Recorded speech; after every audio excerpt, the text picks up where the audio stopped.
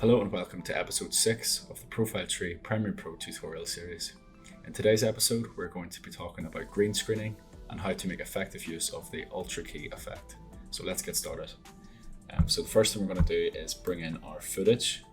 So here is our green screen that we're going to be using today, and this is what we want to get in there. So it's a pretty simple tutorial. I'm not going to overcomplicate things. Simply click on your clip that has the green screen. Go up to Effects, and here we go, type in Ultra Key. We're going to drag this onto our clip, and then as usual we're going to go over to Effect Controls. We're simply going to go down to this little eyedropper tool, click on that, go across to our screen and click. So that has taken away that background completely, and then we're simply going to go back to our footage and drag this in just in front of our green screen.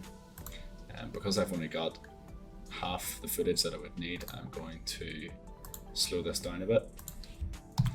So you don't have to do this. This is just simply to give me a bit more footage.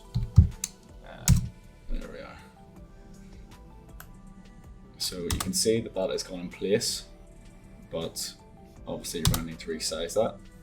So there's one or two ways you can do that. You can move this out of the way and do it like that, or you can do it on the effects control panel. I sometimes feel like this is a little bit easier, but it's down to your own personal preference. So just get it roughly the correct size, and then bring your TV screens back up, and there we have it.